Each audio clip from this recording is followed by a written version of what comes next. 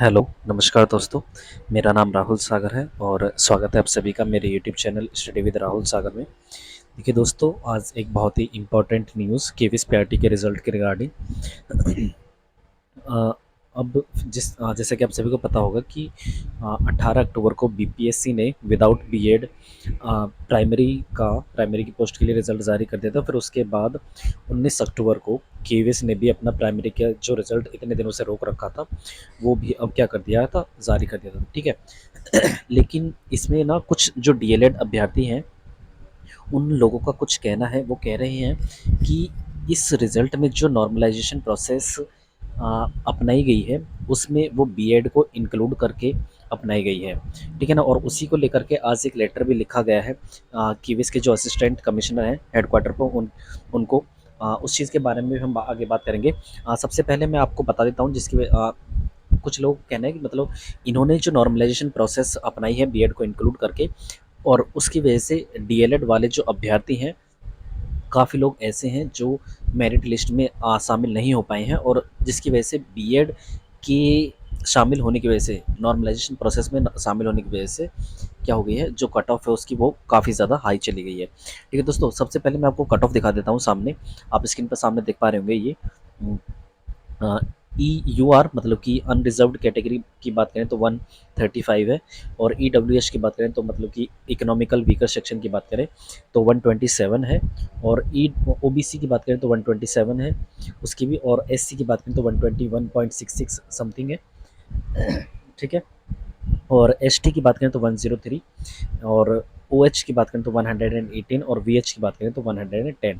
ये है cut off जो केवीएस की तरफ से निकाली गई है। ठीक है। वहीं पर बात करें हम देखिए इस कट ऑफ का हाई होने का मतलब जो लोग बता रहे हैं, जो डीएलएड वाले अभ्यर्थी हैं वो बोल रहे हैं कि जो नॉर्मलाइजेशन प्रोसेस केवीएस के द्वारा अपनाई गई है वो बीएड को इंक्लूड करके अपनाई गई है, और उस इसी के संबंध में इसी के रिगार्डिंग उन्होंने असिस्टेंट कमिश्नर को एक लेटर लिखा है जिसको आप सामने देख पा रहे हैं। कब लिखा गया है ये? 21 अक्टूबर 2023 को। ठीक है। देखिए आप सामने स्क्रीन पर टू एक सेकेंड,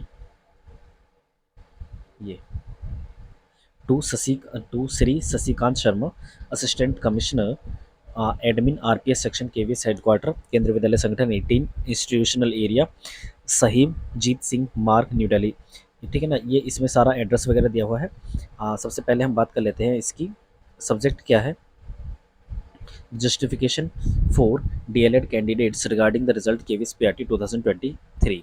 मतलब कि इसके जस्टिफिकेशन के लिए मांगा है, इन्होंने ये लेटर लिखा है।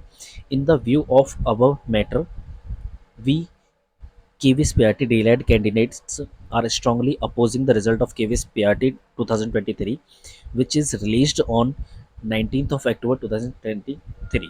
मतलब किस मैटर में है? ऊपर जो दिखा गया है इसमें कहा गया है कि जो केवीएस पीआरटी की जो डीएलएड कैंडिडेट्स हैं वो स्ट्रांगली अपोज कर रहे हैं जो 19 अक्टूबर 2023 को केवीएस के द्वारा पीआरटी का जो रिजल्ट जारी किया गया है उसका अपोज मतलब विरोध कर रहे हैं। ठीक है। It is found that the score cards are released for both BEd and DElEd candidates. देखिए आप सभी को पता होगा कि जो स्कोर कार्ड है वो बीएड के साथ साथ रिलीज़ हुआ था, मतलब कि बीएड वाले भी अपना इस जो स्कोर उन्होंने किया था उसको देख सकते थे। ठीक है। लेकिन रिजल्ट जो मेरिट लिस्ट जो जारी की गई थी वो केवीएस के द्वारा केवल डीएलएड कैंडिडेट्स की जारी की गई थी, लेकिन स्कोर कार्ड जो था वो बीएड कैंडिडेट्स भी देख सकते थे। ठीक है। और इसी को लेकर के ये पहली लाइन में बात कही गई है। ठीक है। उसके बाद कहा गया by this it is evident that the normalisation process was also done including BEd candidates. मतलब कि इन्होंने कहा है यहाँ पर कि जिससे साबित होता है कि by this it is evident that, जो इस बात का सबूत है कि जो नॉर्मलाइजेशन प्रोसेस है वो ऑल्सो बीएड को इंक्लूड करते हुए की गई है। ठीक है। But according to the honourable supreme court judgement dated 11th 2023 BEd candidates are not eligible for the post of PRT.